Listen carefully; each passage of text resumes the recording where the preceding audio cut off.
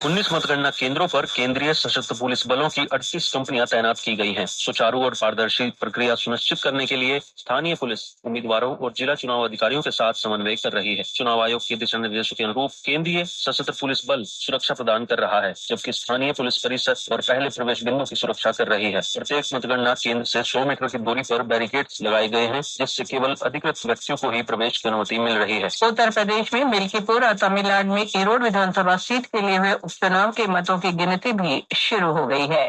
भारत ने 100 गीगावाट से अधिक सौर ऊर्जा उत्पादन करके महत्वपूर्ण उपलब्धि प्राप्त की है। इससे अक्षय ऊर्जा के क्षेत्र में वैश्विक स्तर पर भारत की स्थिति सुदृढ़ हुई है। नवीन और नवीकरणीय ऊर्जा मंत्रालय ने एक वक्तव्य में कहा कि ये उपलब्धि स्वच्छ हरित भविष्य के प्रति देश की प्रतिबद्धता का प्रमाण है। सरकार ने सफाई कर्मचारियों के राष्ट्रीय आयोग का कार्यकाल 31 मार्च 2028 तक 3 वर्ष के लिए बढ़ाने को स्वीकृति दे दी है। कल नई दिल्ली में मंत्रिमंडल की बैठक के बाद संवाददाताओं को जानकारी देते हुए सूचना और प्रसारण मंत्री अश्विनी वैष्णव ने कहा कि इससे सफाई कर्मचारियों का सामाजिक और आर्थिक उत्थान होगा, स्वच्छता के क्षेत्र में कार्य परिस्थितियों में सुधार होगा और खतरनाक स्थानों पर सफाई करते समय किसी प्रकार की दुर्घटना से बचने का लक्ष्य हासिल होगा। केंद्र ने इस वर्ष 2022-23 से 2025-26 तक की अवधि के लिए स्किल इंडिया कार्यक्रम में 8,800 करोड़ रुपए की भी मंजूरी दे दी है।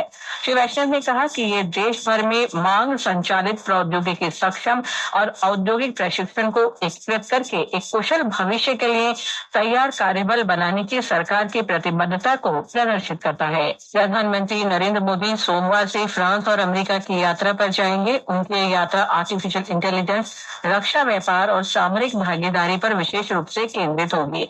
श्री मोदी पेरिस में फ्रांस के राष्ट्रपति इमैनुअल मैक्रों के साथ एआई एक्शन शिखर बैठक की सह अध्यक्षता करेंगे। प्रधानमंत्री फ्रांस से वाशिंगटन के लिए रवाना होंगे, जहां वे अमेरिका के राष्ट्रपति डोनाल्ड ट्रंप से मुलाकात करेंगे। हमारे संवाददाता ने बताया है कि दोनों नेताओं की द्विपक्षीय बातचीत में व्यापार, रक्षा सहयोग और आवर्जन मुद्दे शामिल होंगे। अमेरिका के सिएटल में संघीय अदालत ने जन्म के आधार पर नागरिकता हासिल करने के अधिकार को समाप्त करने वाले राष्ट्रपति डोनाल्ड ट्रंप के कार्यकारी आदेश पर अनिश्चितकाल के लिए रोक लगा दी है। ये अमेरिका में वीजा रहने वाले और ग्रीन कार्ड की प्रतीक्षा कर रहे भारतीय छात्रों और पेशेवरों के लिए राहत भरी खबर है। ग्रामीण विकास और पंचायती राज विकास मंत्रालय ने प्रयागराज में महाकुंभ में एक पवेलियन लगाया है। हमारे संवाददाता ने बताया है कि इसमें सरकारी योजनाओं और सभी आवश्यक सुविधाओं से युक्त आदर्श गांव का मॉडल प्रदर्शित किया गया है।